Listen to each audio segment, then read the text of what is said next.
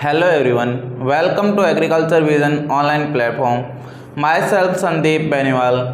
आज अपने इस वीडियो में क्लास 11th का 6th लेसन जिसका नाम है कृषि यंत्रों की सामान्य जानकारी, उसको कंटिन्यू करेंगे। ये इसका लास्ट पार्ट रहेगा। अपने बात की थी इसमें अपने प्लांटर और कंबाइन का कुछ पार्ट बचा है जिसके बारे में आज अपने अध्ययन करेंगे। तो ज़्यादा से ज़्यादा वीडियो को शेयर कीजिए, लाइक कीजिए और वीडियो का अंत तक बने रहिए। चलिए अपने स्टार्ट करते हैं कृषि यंत्रों की सामान्य जानकारी।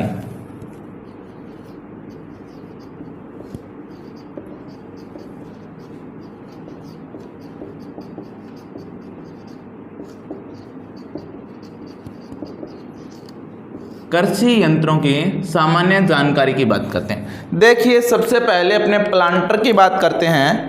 प्लांटर या पौधरोपण यंत्र।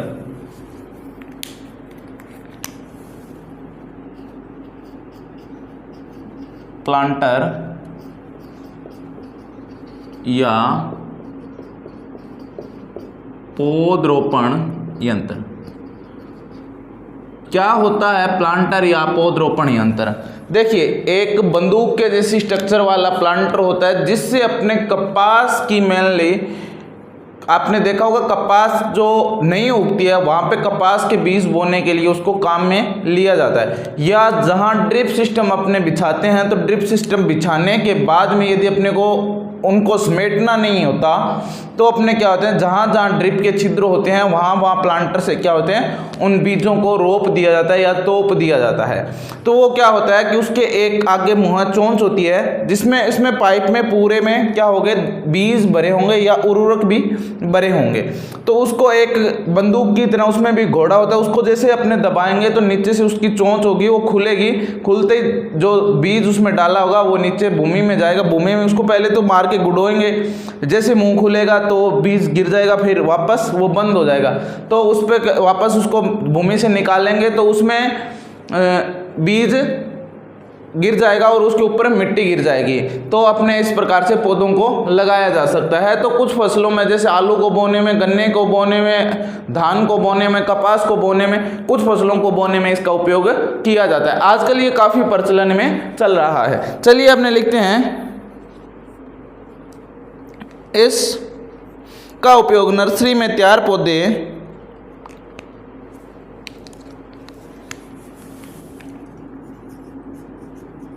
इसका उपयोग नर्सरी में तैयार पौधों को धान खेत में रोपने के लिए किया जाता है। इसका उपयोग जो नर्सरी में जो पौधे तैयार है उनको खेत में रोपने के लिए किया जाता है। ये निम्नानुसार है। ये निम्नलिखित प्रकार का, कई प्रकार का है, यहाँ लिखते हैं अपने, यह निम्नानुसार है। सबसे पहले की अपने बात करते हैं तो आलू बोने की मशीन या पोटैटो प्लांटर।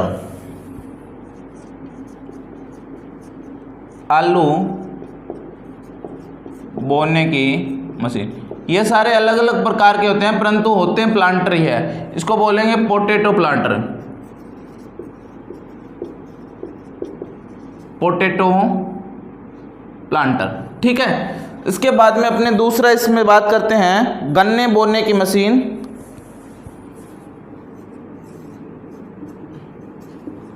गन्ने बोने की मशीन शुगर केन प्लांटर, ठीक है। दूसरा है शुगर केन प्लांटर। तीसरे की अपने बात करते हैं धान बोने की मशीन। धान बोने की मशीन यानी राइस प्लांटर। Rice planter.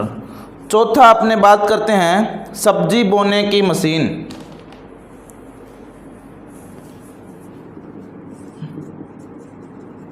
सब्जी बोने की मशीन, वेजिटेबल प्लांटर।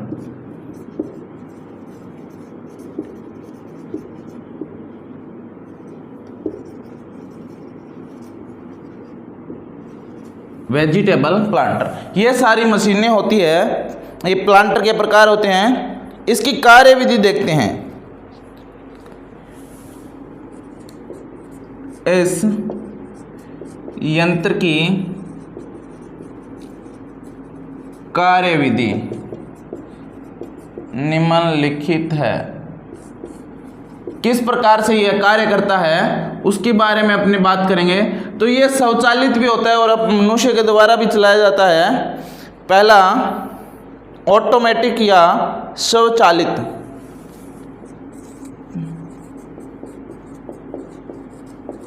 ऑटोमेटिक या स्वचालित, ये क्या होता है, खुद चलता है, खुद के बेस पे इसको चलाया जा सकता है। दूसरा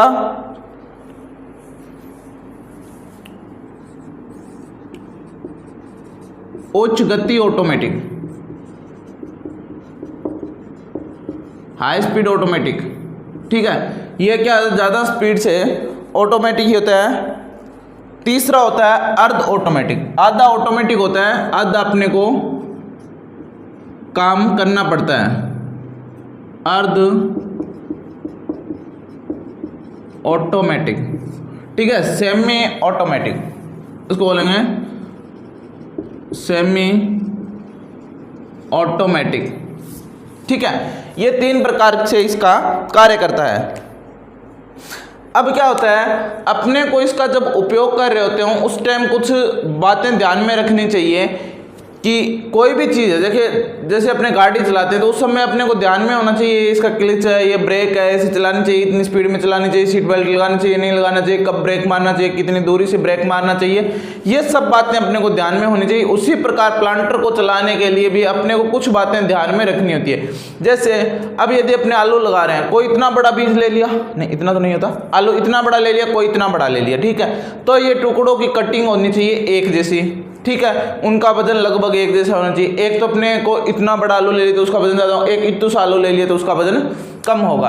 तो ऐसा नहीं करना, बराबर कटिंग के अपने को आलू लेने हैं। आलू लगाने के लिए अपने काम में लेते हैं, आलू बराबर कटिंग के लेते हैं। गन्ने में ये सेम ही फंडा है कि अच्छी बराबर कटिंग के अपने को गन्ने लेते हैं। अब धान में क्या फंडा है कि धान में यदि अपने पौध लगा रहे हैं तो पौध लगाते समय क्या करना चाहिए, अपने को एक जैसी उम्र के पौधे चयन करने चाहिए, एक जैसी उम्र वाले पौधे लगाने चाहिए। उसी हिसाब से क्या होता है कि वो चलता जाता है। तीसरा वेजिटेबल्स में, चौथी बात, वेजिटेबल्स में क्या होता है, वेजिटेबल्स बीज से लगाई जाती है मोस्टली, तो वेजिटेबल्स को लगाने में कोई फंडा इसका ज़्यादा नहीं है। अब पांचवी बात करते हैं, क्या बात ध्यान में रखने वाली है। पांचवी बात यह ध्यान में रखने वाली है कि यदि अपने प्लांटर का उपयोग करके कोई भी चीज़ लगा रहे हैं तो प्लांटर चलाने की गति, दूरी, गहराई, ये सब अपने को मेंटेन करनी पड़ती है। तो इस प्रकार प्लांटर चलाते समय कुछ बातों का ध्यान में रखना होता है। चलिए यहाँ पे लिखते हैं, प्लांटर उपयोग लेते समय प्लांटर उपयोग लेते समय निम्न बातों का ध्यान रखना चाहिए। अब वो बातें कौन कौन सी है, एक एक करके अपने बातें लिखते हैं। सबसे पहली बात अपने लिखते हैं, प्लांटर का उपयोग करते समय किस बात का ध्यान में रखना चाहिए।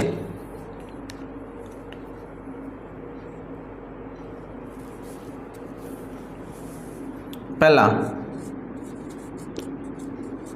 आलू के बीज या कंद निश्चित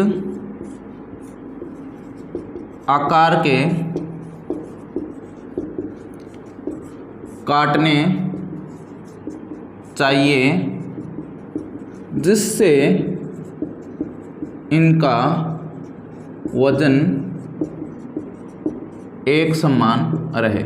मतलब पहली कंडीशन तो ये है कि अपने वजन एक समान होना चाहिए, आकार आकृति भी एक जैसी लगभग होनी चाहिए, जिससे रोपण में आसानी होती है, जिससे रोपण में आसानी होती है। ठीक है, पहली बात तो ध्यान रखेंगे कि आलू को लगाते समय आलू के कंदों को एक से आकृति में काटेंगे, जिससे रोपण में आसानी होगी।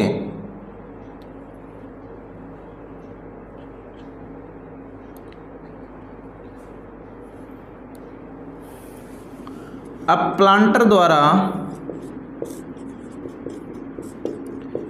एक जगह पर 2 से 4 बीज गिरते हैं, इसलिए बीजों का समायोजन करना चाहिए।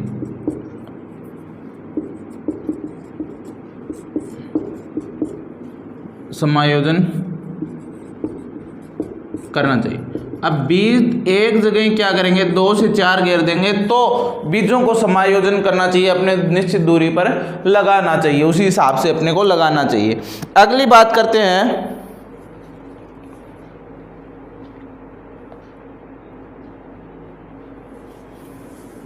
जो पौध होती है उनको आजकल ट्रांसप्लांटर्स लगाते हैं। पौध तैयार कर उनका रोपण आजकल ट्रांसप्लांटर से किया जाता है।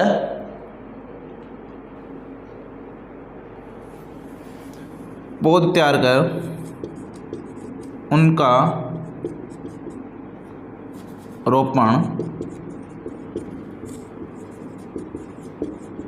आजकल ट्रांसप्लांटर से किया जाता है। ये प्लांटर ही है, किया जाता है। इसमें पौधों की उम्र का ध्यान रखना चाहिए। पौधों की उम्र का अपने को ध्यान रखना चाहिए, सेम उम्र के पौधे होने चाहिए। इसलिए इसका प्रयोग होता है, किस में करते हैं अपने, इसलिए इनका प्रयोग पेट्रो ट्रे में करते हैं, प्लास्टिक की ट्रे में इनको लगाते हैं और मशीनों की सहायता से इनको लगा देते हैं।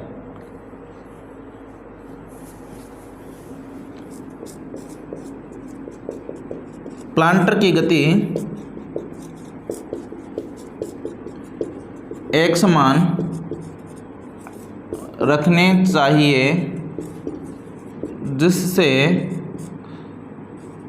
खेत में फसलों का वितरण एक समान होता है। अब प्लांटर कहीं अपने तेज चलाएंगे, कहीं धीरे चलाएंगे, तो समान वितरण नहीं होगा। प्लांटर से बीज की गहराई व आपसी दूरी का, आपस में बीजों की दूरी और गहराई का विशेष ध्यान रखना चाहिए, विशेष ध्यान रखना चाहिए। ठीक है, ये सारी चीज़ें होनी चाहिए। उसके बाद में यदि अपने बात करें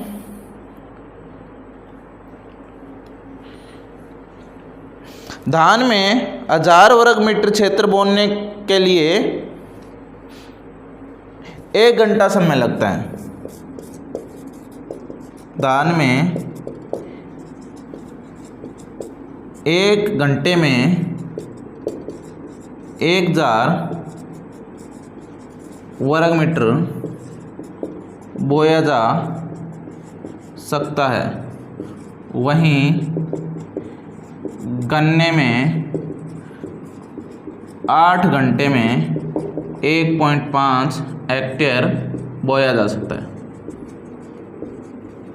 ठीक है, ये था अपने प्लांटर के बारे में। अब अपने पढ़ेंगे कंपाइन के बारे में। ठीक है, तो जल्दी से इसको नोट डाउन कीजिए या इसका स्क्रीनशॉट लीजिए, उसके बाद में अपने कंबाइन के बारे में पढ़ते हैं। हाँ जी, अब अपने बात करेंगे कंबाइन के बारे में। तो कंबाइन क्या होता है? जो ये बड़ी वाली कंबाइन होती है ना, ये इसकी बात कर रहे हैं किताब में। तो बड़ी वाली कंबाइन होती है जो गेहूं व धान में मुख्य रूप से अपने उपयोग में लेते हैं। यह खड़ी फसल को क्या है, काट भी लेता है, निकाल भी देता है और साफ भी कर देता है।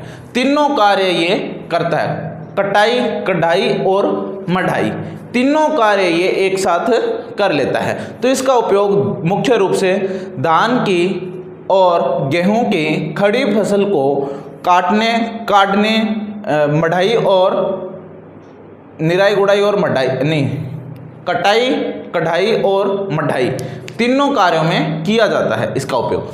तो ये बड़े किसानों के द्वारा किया जाता है। देखते हैं इसके लाभ। लाभ क्या क्या हो सकते हैं? देखिए, एक तो समय की बचत होती है क्योंकि ये तीनों कार्य एक साथ कर देगा।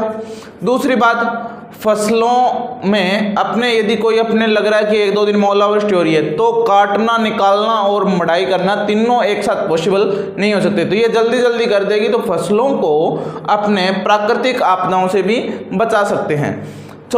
तीसरी बात कि जैसे अपने को अगली फसल के लिए खेत खाली करना है तो जल्दी से इस मशीन के द्वारा अपने खेत खाली कर सकते हैं। पांचवी बात, ये दानों को और बीजों को, दानों को और भूसे को, यानी कि जो कचरा निकलता है, वेस्ट मटेरियल निकलता है, उसको एक साथ स्टोर कर लेती है। और या तो वो ट्राली में अपने डाल सकते हैं एक साथ, या जैसे भूसे को अपने खेत में समान रूप से वितरित करना है, बिखेरना है। अपने घर पे नहीं चाहिए भूसा, ना आपने सेलिंग करना है, खेत में बिखेरना है, तो उसको खेत में अच्छे तरीके से बिखेरा जा सकता है। तो ये सब इसके लाभ होते हैं। अब कुछ हानियां भी होगी, जैसे सब चीज़ों के दो पहलू होते हैं, या लाभ, जहां लाभ होता है तो वहीं कुछ ना कुछ तो उससे हानियां भी होती होगी। तो बात करते हैं अपने हानियों की। तो हानियां क्या हो सकती है? यदि मान लो कोई छोटा सा एरिया है अपने पास, तो उसमें इस कंबाइन को नहीं लगाया जा सकता। दूसरी बात, अपने परचेज इसको नहीं कर सकते हैं क्योंकि काफ़ी कॉस्टली है, बड़ी ऊर्जा की आवश्यकता होती है, बड़ी शक्ति की आवश्यकता होती है, तो उसके लिए ज़्यादा एनर्जी की आवश्यकता होती है। तो क्या होता है कि इसमें अपने को अधिक HP की आवश्यकता होती है, तो डीजल भी अधिक जलेगा इसके अंदर। और बात करें हानियों की, कि जिसका ये भूसा निकालती है, तूड़ी निकलती है, जो वो पशुओं के काम की, खाने के लायक नहीं रहती, अच्छी नहीं रहती, अच्छी बनावट नहीं होती उसकी। और बात करते हैं इससे क्या नुकसान है, कि जैसे मान लो अपने पास एक खेत है, उसमें थोड़ा सा जगह पर कुछ क्या कि हार्वेस्टिंग मैच्योर नहीं है, पूरी मैच्योर नहीं है फसल, तो जब अपने इस मशीन को लगाएंगे तो ये मशीन तो जैसे पूरे एरिया में एक साथ चलेगी। पूरे एरिया में जब एक साथ चलेगी तो ये तो सारा कुछ ही एक साथ ख़त्म करेगी, तो वो गिल्ला भी इसके साथ, जब पूरे मैच्योर फसल भी नहीं होगी वो इसके साथ जाएगी। तो ये क्या है, अपना एक प्रकार का नुकसान है। तो ये सब इसकी हानियाँ और जो लाभ बताए हैं। अब अपने लिखते हैं कंबाइन को।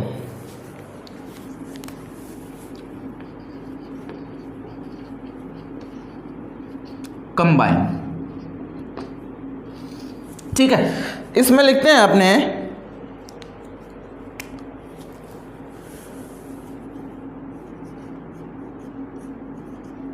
इस यंत्र से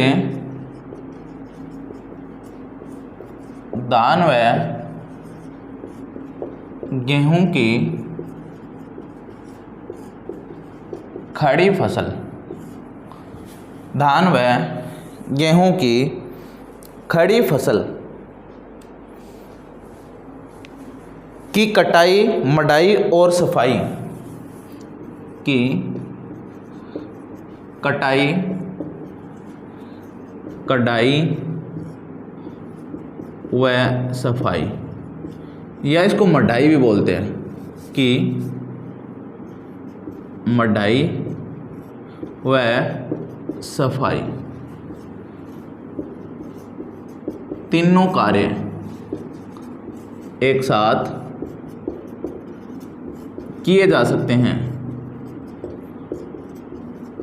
किए जा सकते हैं। इससे क्या होते हैं, कढ़ाई, मढ़ाई और सफाई, तीनों कार्य एक साथ किए जा सकते हैं। अब अपने बात करते हैं कंबाइन के लाभ।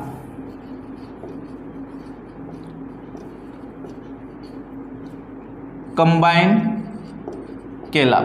क्या क्या इससे लाभ हो सकते हैं? तो सबसे पहले लाभ की अपने में यदि बात करते हैं तो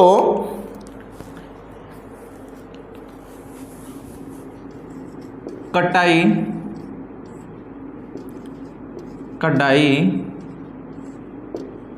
के खर्च में बचत आती है। क्या होता है? कटाई और इनके जो खर्च होता है, कटाई और मढ़ाई में इनमें खर्च होता है, उसमें बचत आती है। दूसरे की यदि अपने बात करें, कम श्रम की आवश्यकता होती है। अपने को मेहनत इसमें कम करनी होती है, तीनों कार्य एक साथ हो सकते हैं।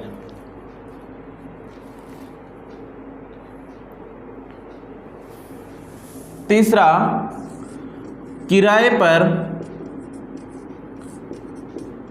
पर किसी सहायता के, यानी कि अपने को ट्रैक्टर ट्राली कुछ नहीं चाहिए कि सहायता की आवश्यकता नहीं होती।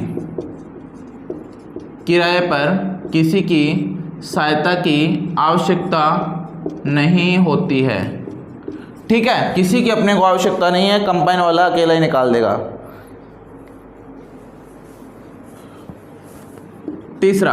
चौथा, खेत को शीघ्र जल्दी से खाली कर अगली फसल ले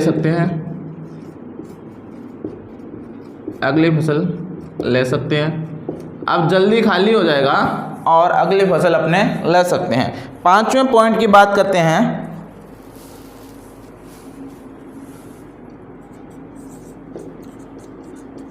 फसल को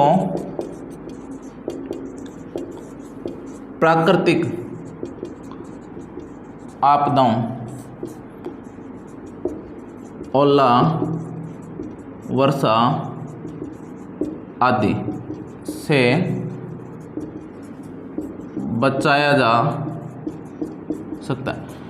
इनसे अपने क्या होते हैं? फसलों को बचा सकते हैं। छठा, भूसे को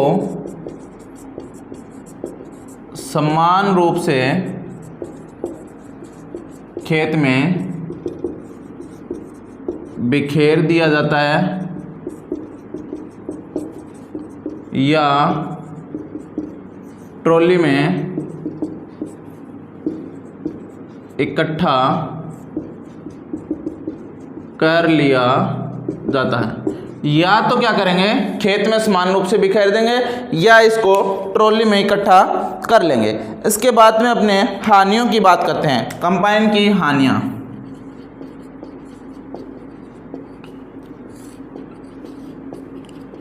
कंबाइन की हानियां, अब क्या क्या हानियां हो सकती है इसकी अपने जिक्र करते हैं। तो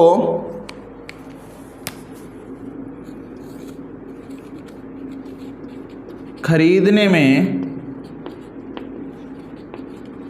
अधिक धन खर्च करना पड़ता है।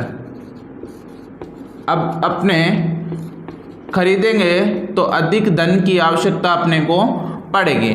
दूसरा, अपने नुकसान की बात करते हैं, मशीन को चलाने यानी ऑपरेट करने के लिए, चलाने के लिए दक्ष व्यक्ति की आवश्यकता होती है। दक्ष या कुशल, जो नॉलेज वाला होना चाहिए व्यक्ति की आवश्यकता।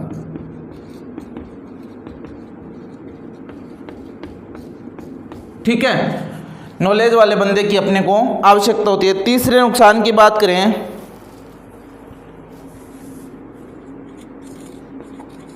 भूसा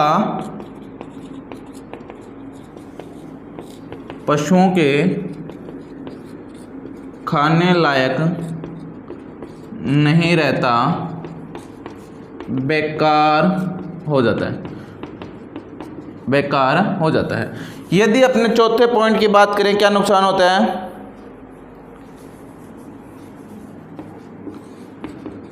सही अवस्था पर कटाई नहीं होने पर दाने गिल्ले रह जाते हैं। क्या होगा? सही अवस्था पर कटाई नहीं होगी, दाने गिल्ले रह जाएंगे। अंतिम पॉइंट की बात करते हैं,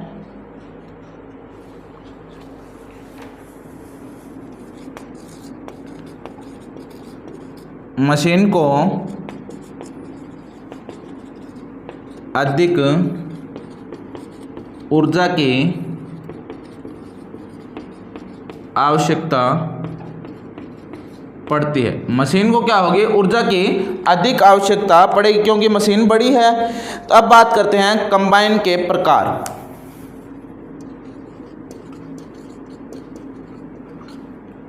कंबाइन के प्रकार, कंबाइन के प्रकार की यदि बात करें तो कंबाइन दो प्रकार की होती है। सबसे पहले होती है बनावट के आधार पर वर्गीकरण और दूसरा होता है शक्ति के आधार पर वर्गीकरण। सबसे पहला है बनावट के आधार पर। बनावट के आधार पर दो भागों में बांटा गया है। दूसरा है शक्ति के आधार पर। पहला है बनावट के आधार पर और दूसरा है शक्ति के आधार पर। बनावट के आधार पर इसको दो भागों में बांटा गया है। इसको लिखते हैं अपने स्ट्रेट थ्रू कंबाइन। पहला स्ट्रेट थ्रू कंबाइन। शक्ति के आधार बनावट के आधार पर दूसरा वर्गीकरण है प्लेटफॉर्म टाइप। प्लेटफॉर्म टाइप ये तो है बनावट के आधार पर, और शक्ति के आधार पर अपने रेड पेन से लिखते हैं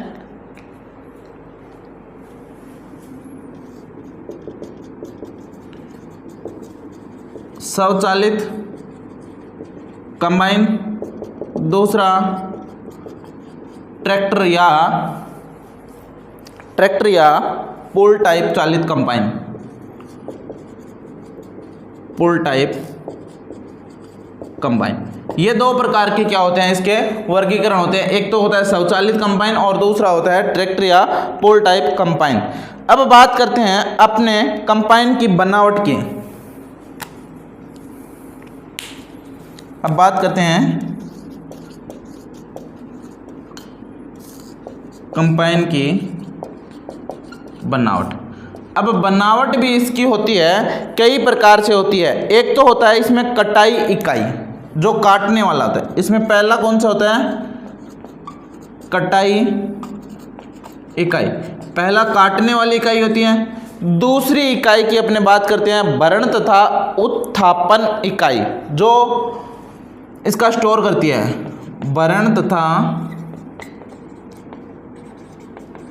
उत्थापन इकाई जो दानों का स्टोर करती है वह। तीसरी की यदि बात कर दें गहाई इकाई, जो गहाई का कार्य करती है वह इकाई गहाई इकाई। ये तीन इकाइयाँ होती हैं। चौथी की बात करते हैं अपने, चौथी पृथक्कारी इकाई,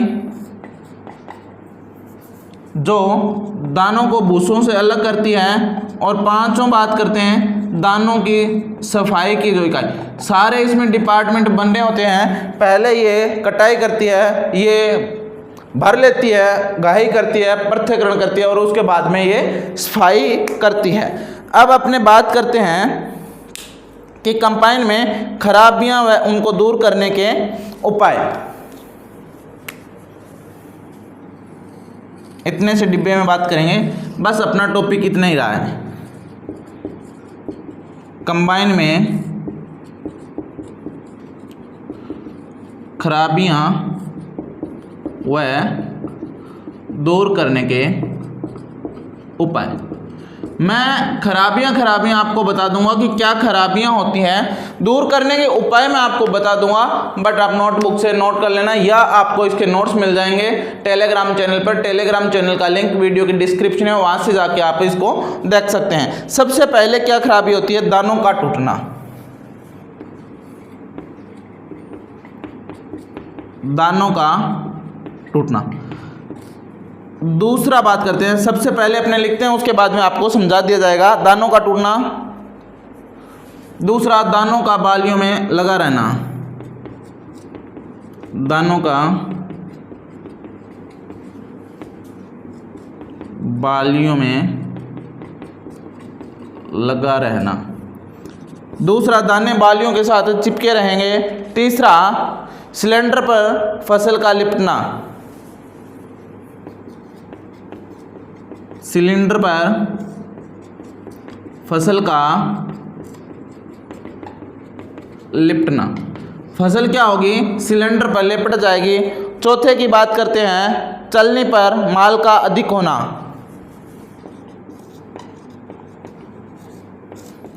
चलने पर माल का अधिक होना। ये माल चलने पर क्या हो जाएगा? ज़्यादा हो जाएगा। पांचवा है,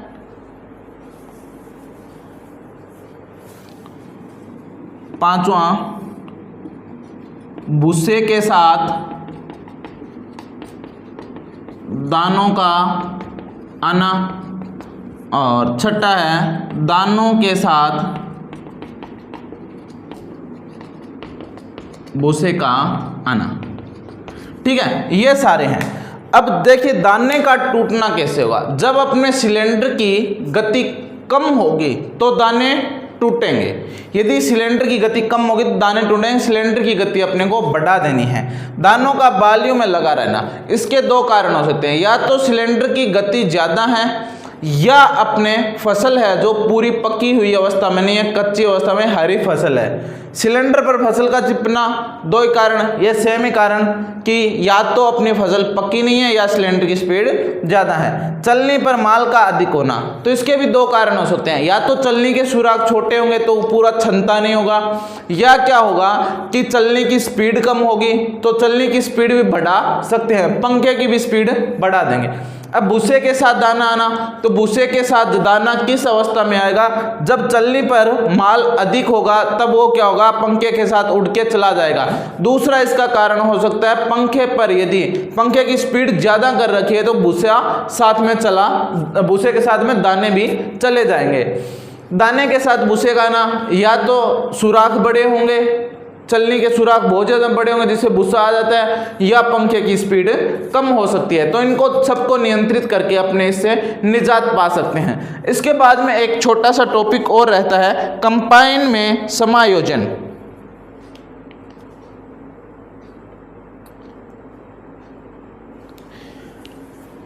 कंबाइन में समायोजन।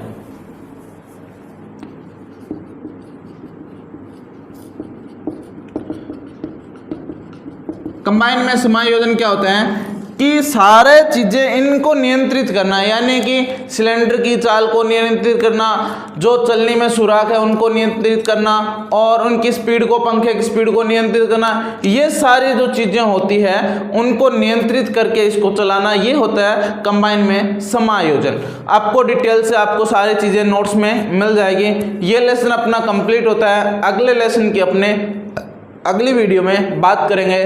तब तक के लिए all the best, bye bye, take care. मिलते हैं अगली वीडियो में।